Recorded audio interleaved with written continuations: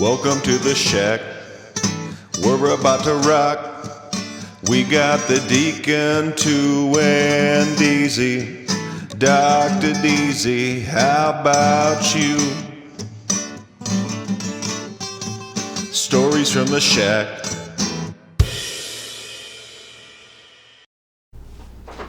Hello everyone and welcome to Stories from the Shack.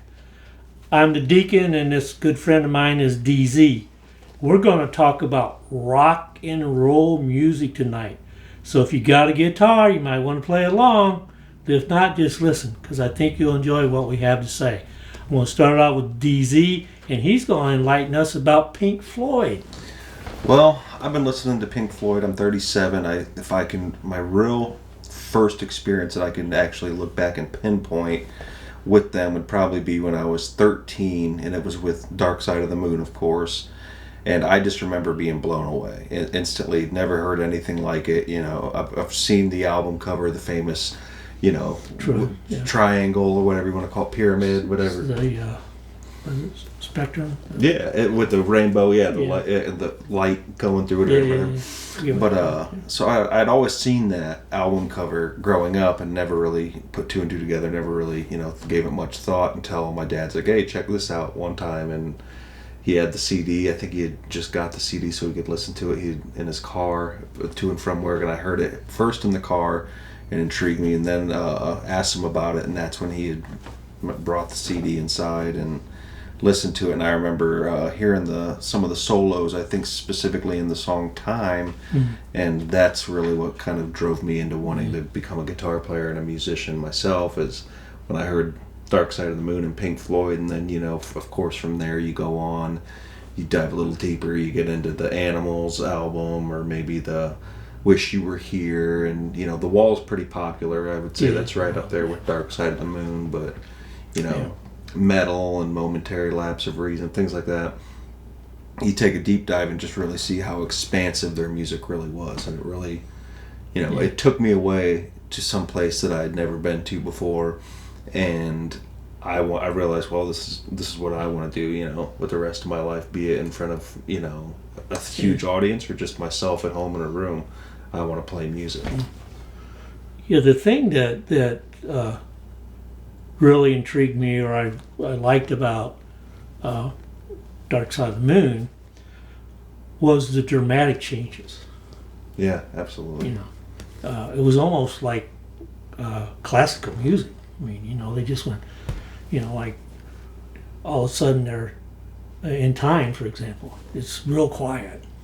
Sudden ding, ding, ding, all the bells go off. Boom. Doom. Those first few notes are boom, and then ding, ding. And I love the lyrics in that song, Time. Oh yeah, great lyrics. Great lyrics. Moments of taking taking away the moments that make up a dull day. Dull day, right?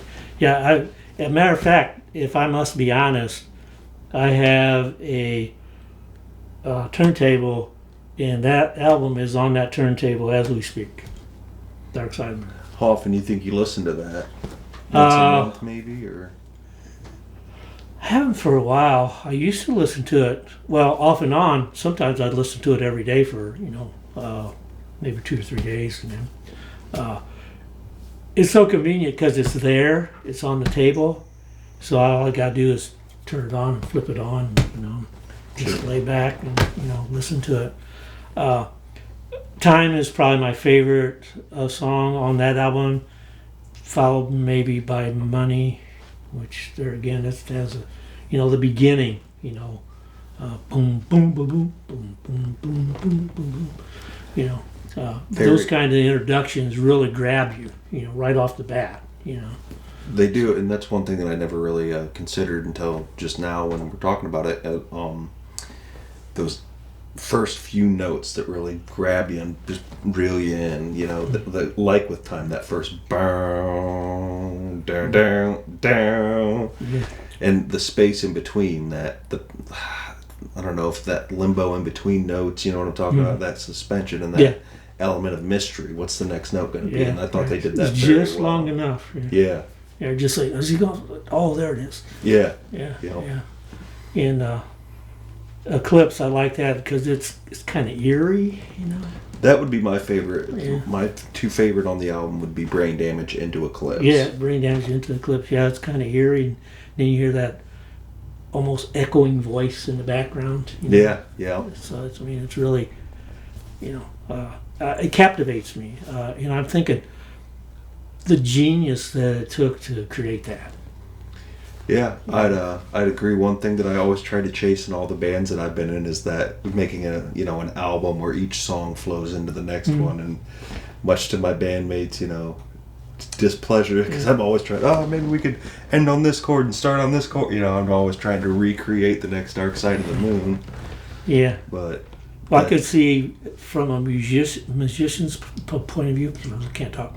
That would be a little difficult, to just jump from that to the next. And that's there again. That shows the skill that Pink Floyd had. Granted, they probably merged those tracks together. They didn't play it all at once like you would live or something, right? But at any rate, the engineering in the music itself, just to my mind, is just unbelievable, off the chart. And one thing when I think about them, I think about the story behind them and the I guess if you want to go outside of the music a little bit and go into the interpersonal relations and the in-band fighting and things like that. And it's how can four people who don't get along make this good of stuff together, make a product this good together. And that was one thing that always stood out to me, knowing the story, reading the biographies and all that. But well, I got an answer for that. You don't have to like someone to work with them. And I've always had this philosophy about the workplace, right? Okay, obviously I go to work, we all go to work to make money, right? Do we go there to make friends? Maybe, maybe not.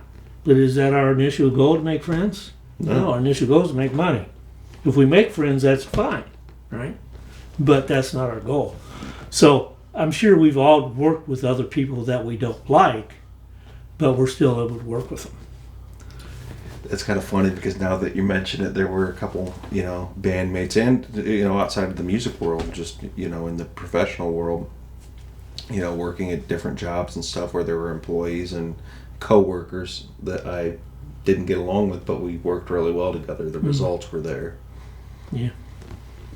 All right, let's shift gears a little bit to what I call Southern rock, like the Allman Brothers Band. I don't know if y'all know who they are. They're a band in the 70s. They're a group of brothers, couple brothers. Dwayne and Greg Allman started a group. Dwayne Allman was kind of the creative guy. He wrote the songs. He wrote a song called Whipping Post. It's on YouTube now. I strongly suggest you watch this YouTube. It was performed live at the Fillmore East in New York in 1971, I think, 70 or 71. Greg Allman was 20 years old when he wrote this song, so bear that in mind if you listen to this song, right? And you talked about guitar players. Dwayne Allman, which was his older brother, is in the Guitar Players Hall of Fame. And they had another guitar player named Dickie Betts, which I think was better than Dwayne. And if you watch this video, this YouTube video, Dickie Betts, I'm surprised that guitar didn't catch on fire. Man, he was after it. Tearing those strings big up, time. Man. He was all over the place. At any rate, it's about 10 minutes. It's a pretty long song. But, if you look at the dramatic changes that Pink Floyd has, they have those too throughout this song. And Dwayne was killed in an accident. He was riding his motorcycle. They're from Georgia. And he was hit by a peach truck and killed. Early 70s, 73 maybe. A bit of irony there.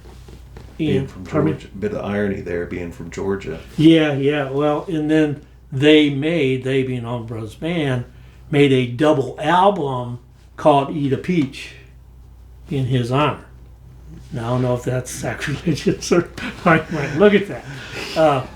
But at any rate, that's kind of their legacy.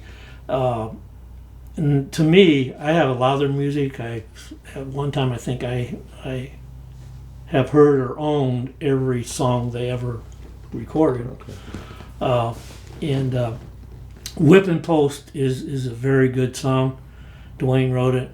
There's another one that's called Dreams that Greg also wrote. It's really kind of laid back. It's soft. But it just flows. This is one. I can't remember how it starts. I can't remember. He woke up from this dream. That's what the song's about. Okay. Anyway, I haven't listened to that for a while, but anyway, they were one of my favorite bands, and it's because to me, they had that same charisma or presence that Pink Floyd had. Just a different subgenre. Yeah, rock yeah. and I roll, mean, they don't have the same highs and lows that say Dark Side of the Moon does. But if you look at Eat a Peach, or even they made an album called Live at Fillmore East, which also has the song that I was talking about, and it's two records, 4 sides. And it's only 6 songs. Okay. Because 3 of the records, one side is 1 song. Well, I take that back. No, that's Eat a Peach. Eat a Peach is the same way, but Eat a Peach, 1 song is on 2 sides. Okay. It's called Mountain Jam. It's kind of like, you heard that song, Once There Was a Mountain? I don't know, maybe that's before. It's not ringing any bells. Okay, but anyway, it's that. For some reason, that actually sounds familiar. Yeah. And that is 2 sides. Okay. So that song is like 40 minutes long. So, and they tend to have longer songs, than the average band. But I just like their sound. I like the way, and they were really an impact on my life early on. As far as music, I really liked their sound. And of course, going with Southern rock, you can't exclude ZZ Top. Sure. Blue Jean Blues. You heard that one. Boom, boom. Much like Money starts out with that. That bass line. Slow intro with the bass, just boom. Nothing fast, just fast enough to keep you interested. And of course, Billy Gibbons in that crazy voice. I mean, he makes it all. They've got some interesting songs too that, like Jesus Just Left Chicago is one of their songs. The Grange is probably one of their more popular songs. How. Yeah. So that's synonymous with ZZ Tops, I think. They made some very interesting music. I have an album, I forget what it's called, and you open it up, it's 2 up, and there's this big display of Mexican food with grease dropping off of it, hot sauce bottles laying there, and beer spilled. I mean, it's crazy, right? Because they're from Texas, right? So yeah, I really like those older bands. The sounds, the way they were able to work together and produce something that was fairly unique. Because just like Pink Floyd has their sound, you recognize Pink Floyd, right? Allman Brothers, pretty much, and of course ZZ Tops. You hear them, it's ZZ Top. Them. So I mean, those things are unique and make these groups stand out even after 50 years. People are still talking about it. These are in the 70s. These recordings were in the 70s. And we're still listening to them today. We are. Yep. That's right. Absolutely. Shout out to Matt behind the camera there. Big tech guy. Are we out of time? I don't know. We're getting close. Well, that's going to wrap up our conversation about rock and roll, the Allman Brothers and Pink Floyd. Make sure you hit like and subscribe. The Shack is out. Hasta lasagna.